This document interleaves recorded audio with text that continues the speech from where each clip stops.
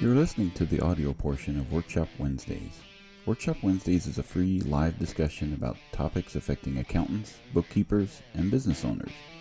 You can join the ABO group in Facebook to participate live Wednesdays at 10 a.m. Pacific Time. Just search for ABBO in Facebook.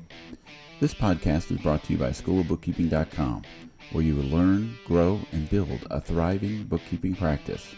We have hundreds of lessons with almost every aspect of the industry. Start your free month today at Schoolofbookkeeping.com. Welcome everybody to another Workshop Wednesday, where it's casual conversations for serious workflows, brought to you by Schoolofbookkeeping.com, where you learn QuickBooks your way. How are you, Rachel? I'm very good. How are you? Good. Sorry, I just have to fix my camera for a second. Okay, there we go. You got awfully grabby there. Well, I got one of these cool cameras that you can move it to actually the middle of your screen, so then that way you can look at the camera. So I just had to adjust it a little bit. All right. Oh, hey, we got Landon watching, old-time friend of the show from way back in the day. It's good to see you virtually on on YouTube. Thanks for joining us today. So as you guys know, we are available for CPE credit, as Blake was saying there before we started, and now I've collapsed. Oh no. Uh-oh. See, this is why I need Noah back here to help me with this. Okay, where did it go? Okay, so we have okay, there we go. There's the QR code. Our School of Bookkeeping channel on Earmark is eligible for CPE credit. So 5 to 7 days after our workshop, they'll create a course and you can get CPE credit on that by checking out the channel over at Earmark. But the live sessions are not eligible for CPE credit. With that, oops, I hit the wrong button. So today we're actually going to be talking about a couple things revolving around QuickBooks payments. We like QuickBooks payments Love here it. at School of Bookkeeping. You use them with your clients? Everybody's on QuickBooks payments. I love it. And we had talked pretty much ad nauseum with the other workshops and things like that. We have a whole course on School of Bookkeeping about QuickBooks payments and the things that you can do. And the really cool part, I think, in general about QuickBooks payments is, to me, it's billing and bookkeeping done at the same time. So if you're creating an invoice or doing what you do to enter in sales, then the ability to accept payment electronically is a nice function. And what is super nice about QuickBooks payments is that everything that happens after the invoice is sent with regards to the payment is then done, as Brad Smith would say, everything is automated after it. And you know what I will have to add, it's not even just that I use it. I strongly encourage all of my clients to use it, more so than even me.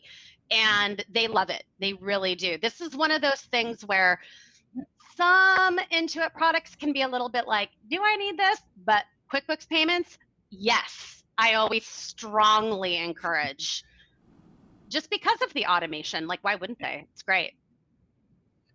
Yeah.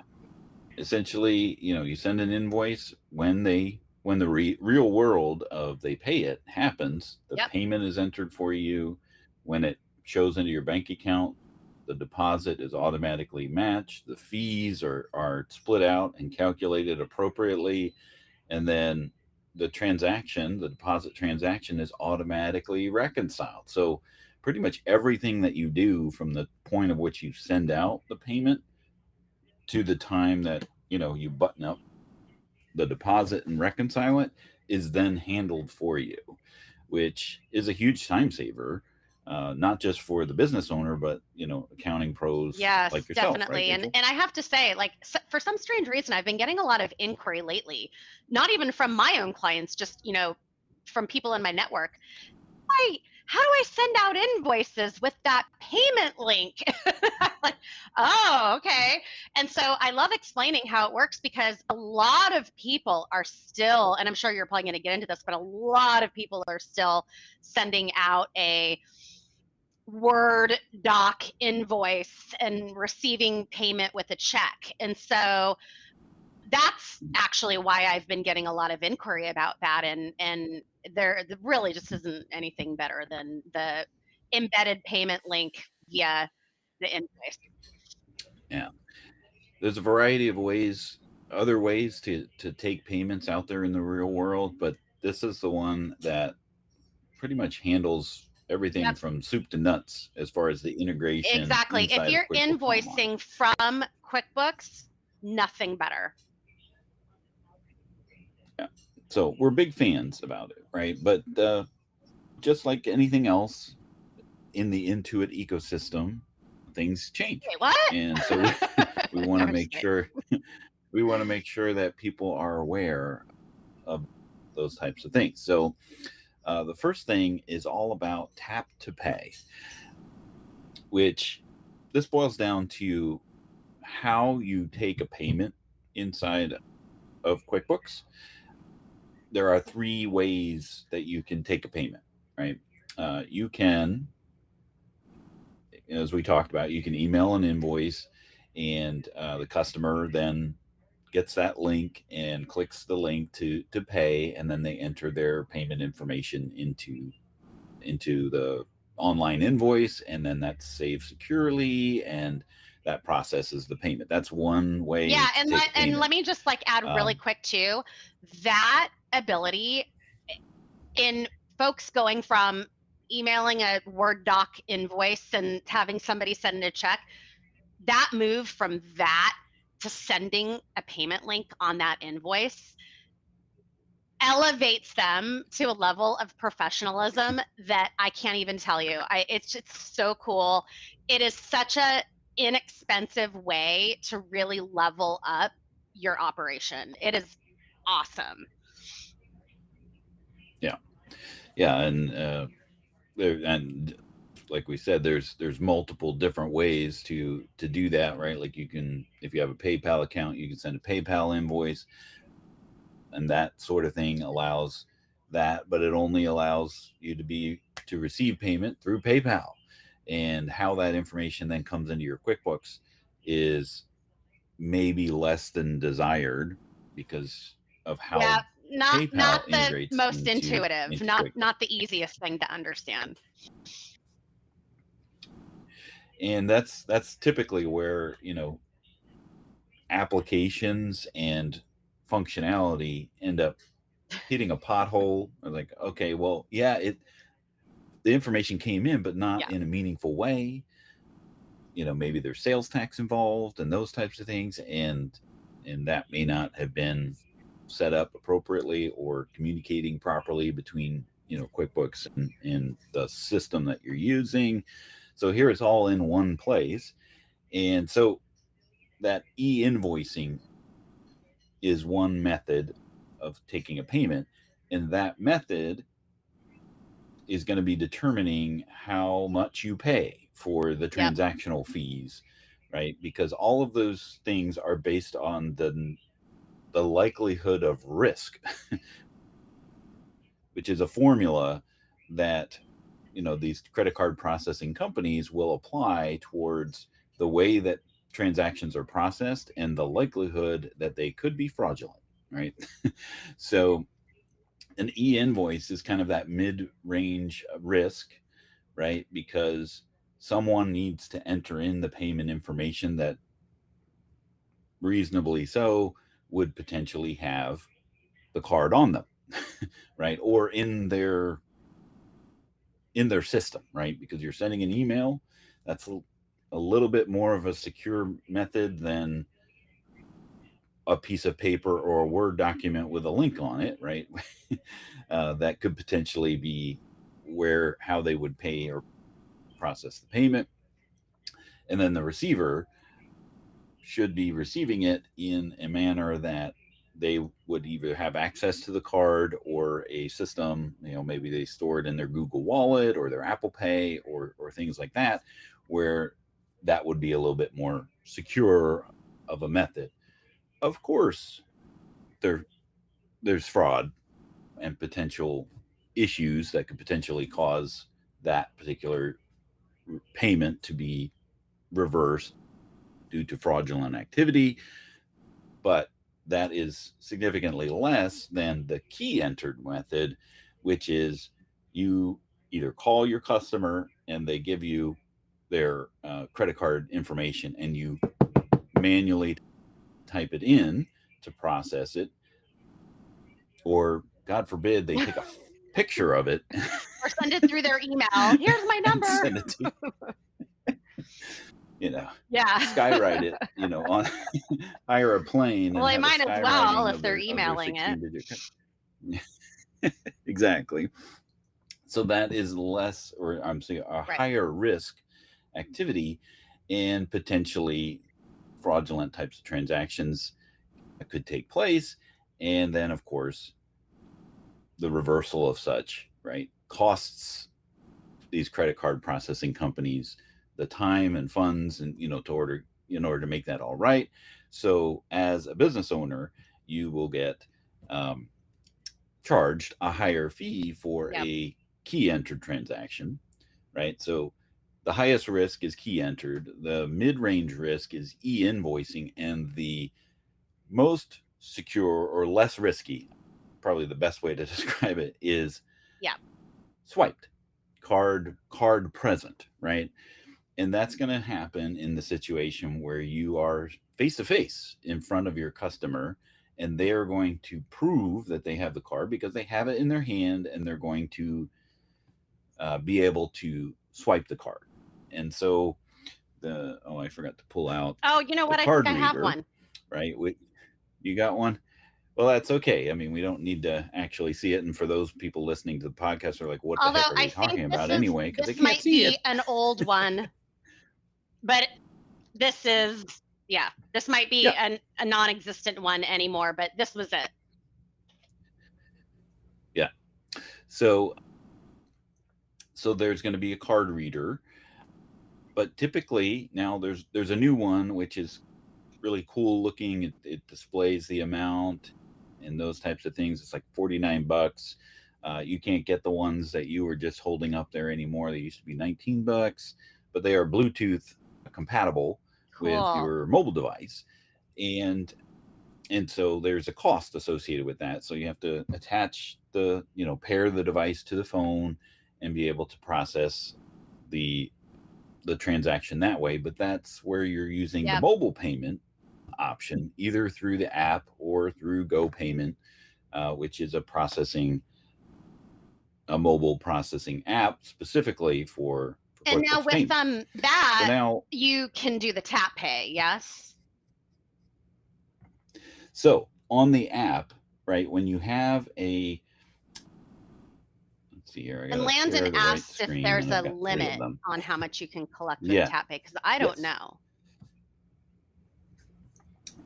So that's a good question, Landon. The limit would be more in terms of the. Can I make this bigger? No, I can't. Okay, so my mirrored phone, this just seems like a lot of real estate missing here. I wish I could make this bigger, but whoops, I swiped too far there. Okay, this is a new thing that I'm trying here. Okay, I'm going to go into the QuickBooks mobile app. I'm trying to put it. Oh, no. Okay, so I'm going to get code. This is kind of cool, though. I can use. Where'd it go? The code was right there a second ago. I saw it. No. Dang it. All right. Nope. I'm over here. All right, so let's see here. So the code is, I tried this earlier right before we started, and it was like, oh, okay, I could just use it saw the code and just pre-filled it in there. But that's the dilemma of doing things on a live event here. Oh, it's going to make me sign in again. Oh, jeez. Okay. Never mind. Okay. Ah. All right. I'm going to sign in using my face because that was the option here. But the mirrored phone cannot see my face. All right. So we're going to go in here. And then I got to, it's weird. You got to lock it. You got to lock the phone in order to use screen mirroring. Hopefully it's in the right, no, it's not in the right place. Oh, this was a nice idea. Where'd it go? You may have to just explain it in theory. Yeah. There it is. Okay. All this just to show this little tiny thing. So there is an option now called Tap and this is to Pay in the on the iPhone. QuickBooks online app, not the payment or whatever it's called. It might be in Go Payment. I actually didn't check it out, but this is the QuickBooks payment option, and then you just click on set it up here, and it gives you some different ideas about how to resources and whatnot. Just gonna click continue, and then of course you have to agree to all the terms, and then it's just linking it to my Apple account. Yeah, and this is so cool. And then I got to do an update. Okay, well apparently I got to do an update. Takes about 2 minutes. Of course. But what this will allow you to do is to avoid having to set up the card reader, because this is essentially a card present type of transaction where you'll be able to where the user will be able to take their phone, or not they can either take their phone and tap it, using their Apple Wallet, or you can, or Google Wallet for the Android users, or they'll be able to use their card, and then the EMV chip will be able to recognize the phone very much the same as if you do it at any store or terminal that does allow the tap to pay. Cool. Where you're able to just hold the card near the device, it'll recognize the chip, and then it will be able to. Yeah, because what if you're going to, let's say you're going to be selling something somewhere at some pop-up market or whatever, and then you forget your credit card swiper thing, and then you're stuck. And so in this situation, you don't need it. So you don't need to cart around that. You don't have to wait for the device to connect to each other. And 9 times out of 10, if you're anything like me, you've forgotten to charge this device. Or if you're like me, you would have just forgotten it. And let's say you live somewhere like Southern California, where I'm from, and then you have to drive back home on the freeway to go get it, and then you're stuck in traffic for 2.5 hours. So I don't have traffic where I live now. So that's not a problem. So by enabling this on your mobile device, and if it's ready for you, I mean, if you don't see it, then it's likely it's not rolled out to your account yet, or you're not the primary admin on the account, or something along those lines as to why you don't see it, or your device isn't updated. I mean, there's any number of reasons why you wouldn't have this option on your mobile device, but that is something to establish and set up inside of the mobile application. All right, so that's kind of that, and that's a new function within regards to the payments. Now, the advantage, of course, is when you're face to face with a customer, a potential customer, with your landscaping company, or you're working at the farmer's market and inside of your QuickBooks Online using the mobile device, lowers the fees that are associated with the amount Yeah. of payments, right? So this is a card swiped or present transaction, which of course is less of a risky behavior because you see the payment method, you see the card in front of you, so there is a method of proving that card was present during that transaction, which an e-invoice and a key enter transaction don't have. So you end up paying more as far as the transactional costs associated with those things because they could potentially be a higher Yeah. risk, And I right? think it could be And then even as much as like a 0.5% or a whole percentage point more. yeah, well, the fees, yeah, it's like 2.3% or something like that for key entered. You can check that, and I have that in mentioned Oh, in this okay. blog Yeah, article here. I've So got it somewhere too. where you can go to Yeah. check your fees out and see what they are for those different rates. You can always look at the statement inside of QuickBooks Online, and it'll let you know what was charged per transaction. If you go through us at School of Bookkeeping, we get you lower fees because of the pro advisor discount that we're able to extend to folks. So if you can check that out on our website. But here we want to talk about this new-ish option, which started in March, right? So when we talk about recurring payments, this is something relatively new.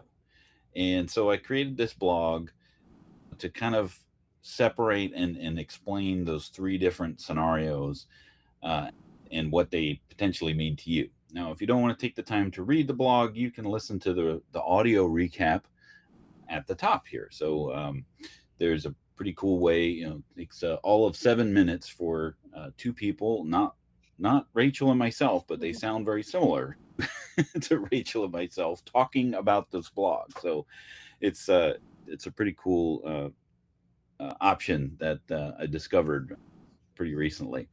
But there is this thing called a recurring invoice, and how you can set up a recurring invoice inside of your QuickBooks Online, and that is just a invoice that has a schedule Yep. associated with it, right? So when we talk about that middle option of emailing the invoice and allowing your customer to pay it, that's what a recurring invoice is.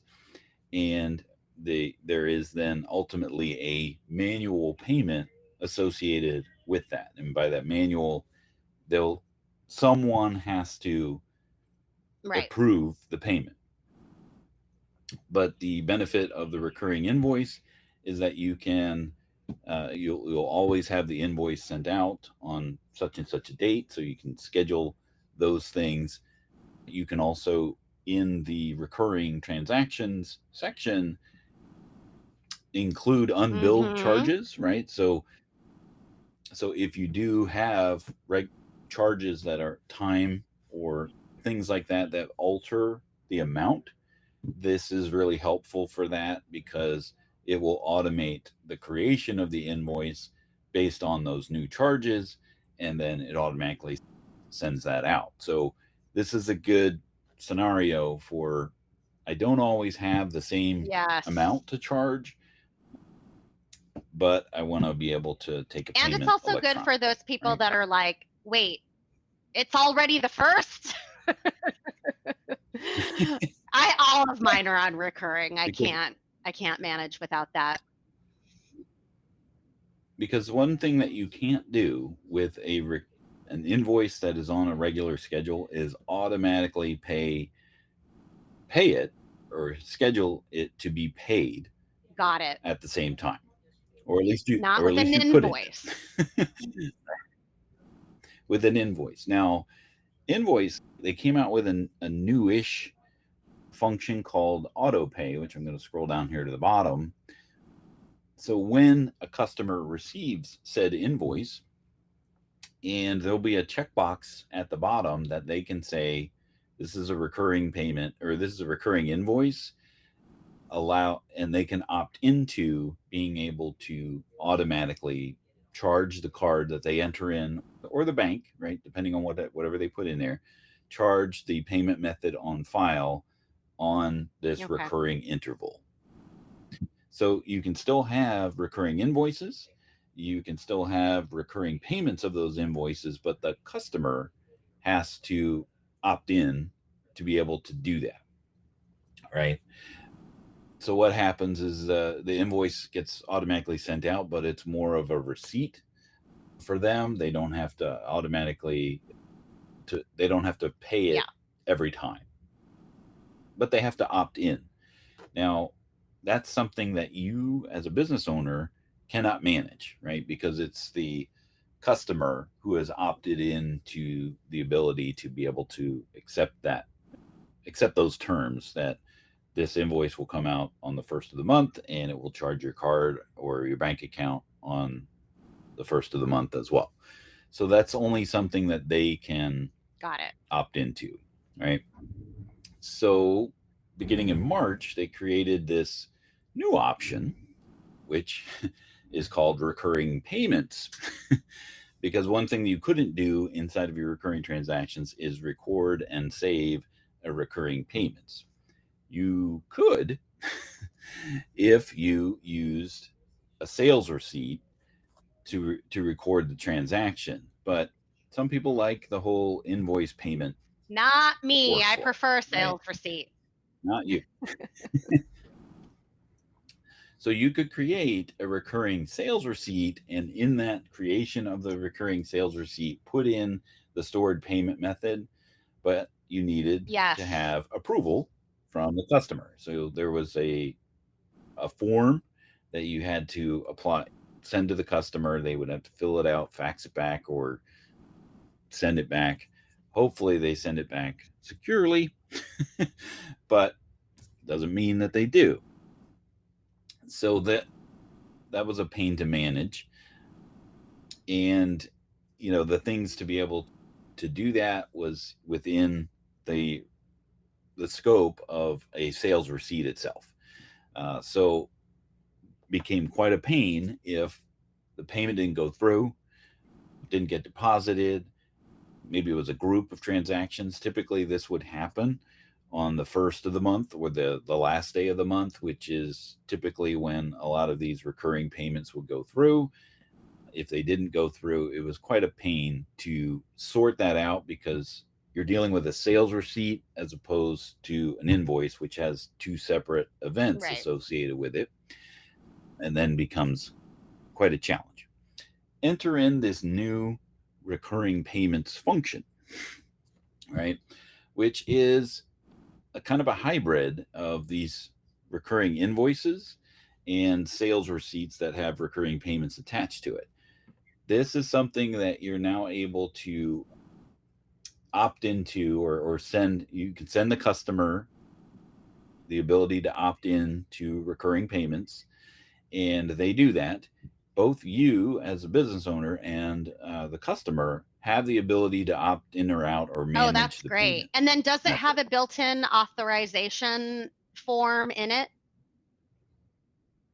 Yeah, you don't have to do Oh, that's anything with a nice. form, Because because the you are doing the form before sending them was the such a request. pain, and I couldn't really ever Right. find one into it. And I don't know if there was one, but I was like using an external one, but then I would always have to modify it, and just was a lot of work.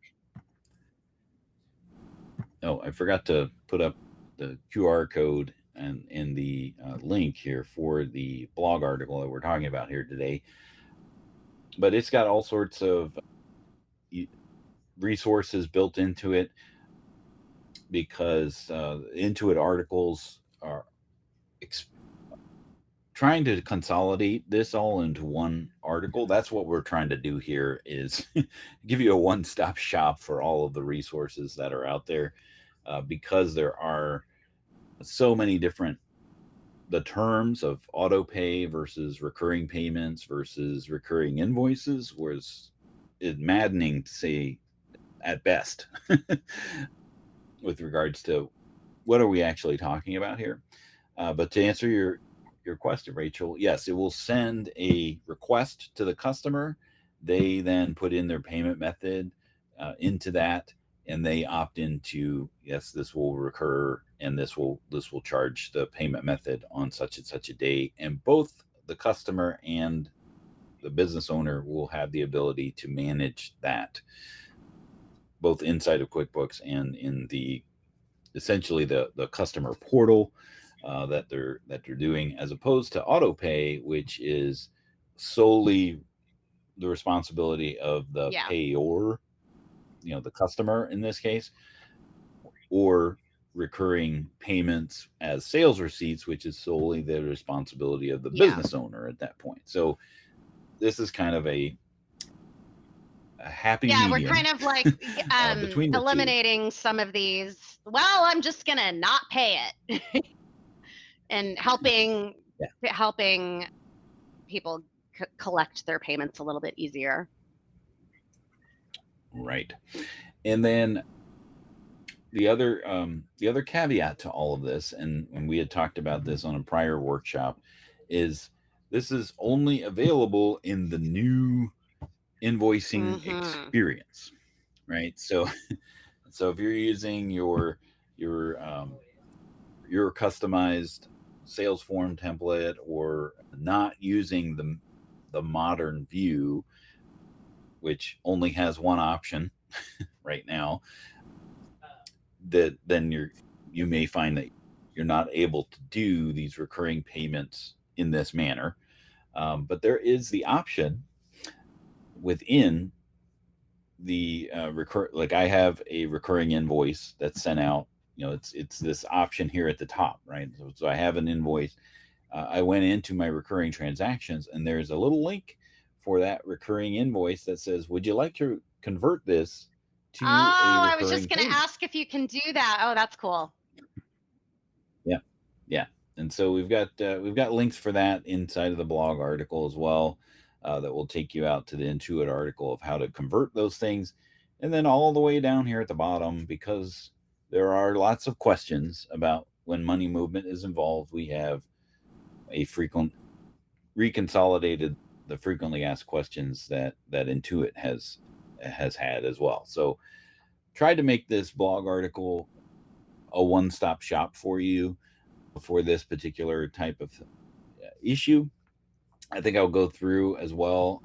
Like, here's a quick comparison table about between the two: who sets it up, who pays for it, when is it going to be paid.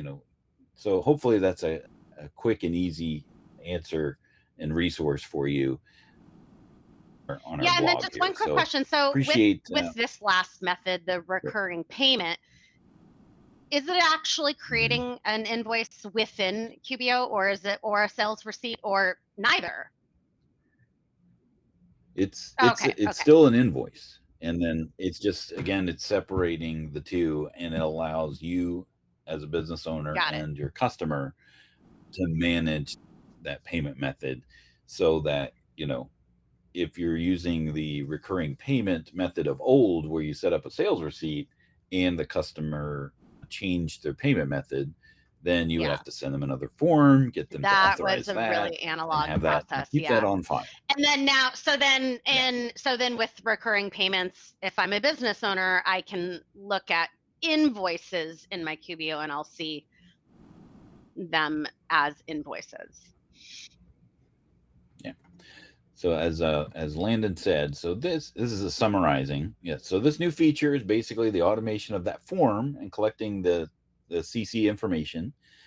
In addition, it could be any payment method that the modern invoice allows, right? So they could set up ACH, the Venmo, PayPal options, because that is all within their scope of payments inside Yep. the new invoice experience. So yes, so being able to collect that information, and that's what he was mentioning there, is that you could set up recurring transactions with the payment method, but that is the sales receipt process, Yeah. right, as opposed to the invoice payment method. So yes, this is a new-ish feature, started in early March, and based off of everyone's questions about it. Nobody knows about it, right? So that's what we're trying to do here is make sure that people are aware. And we're going to then take this workshop and add these functions and features inside of our QB Payments course. So if you're a member of School of Bookkeeping, you'll have access to all of those cool features all in one place, and you can ask us questions in there on each individual lesson if you wanted to. All of those things available in the School of Bookkeeping. So that is our kind of topic here for the day. Rachel, any final thoughts about No, I this love it. new And function? I like everything automated. You know what I mean? I've sort of gotten in the habit where I just like to kind of sit back and monitor everything, make sure everything's correct. But all these Yep. repetitive tasks, I just like to set the system up to do it for me. And then, I don't have to spend my day, scanning a Yeah. PDF and emailing it and then saving it. And that's just a lot of time consuming, busy work that, nobody wants to do anymore. Right. And if you're using QuickBooks Online Advanced, you have the additional option of invoices that don't get paid. You can have people Mm-hmm. sent reminders and those types of things. So it's not an all or nothing as it is with other versions of, if something didn't get paid, you get a nasty gram. You can be a little bit more, you can change the template so that if it's, if their balance is thousands of dollars, you can word it a little bit more strict, I guess. I didn't know that. So I can edit the invoice that's already been sent without having to create a new one and thus breaking that payment link, because that's what happens if you edit, then that original payment link doesn't work anymore. That's really cool. Right. Yeah. So, I mean, you can just have those reminders of, when a payment didn't go through or those types of things inside of Yeah, Landon has QBO one last Advanced. question, You and can set actually, those I things. want to know that too. Oh. Let's see. One last question. Oh, does it all? Okay, let me pull it up here because I can't. Does it all allow you to set up the recurring transaction without the consent? No. Auto pay requires their consent. You're this new method does require them to put in and enter in their payment information, which is entered in securely through the invitation. But they don't need to consent every but single nobody's going to be time there's a transaction. right. Well, once it's established, you don't have to get their consent each time. If that's the question there. The other method of where you had the authorization form, once you have, if anything changes, you would need a new form and a new consent at that time. So this allows the automation of that. So good question there.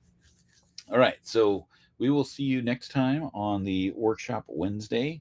I'm trying to remember what we're going to be talking about, but I've forgotten because I was so excited about this. Something cool.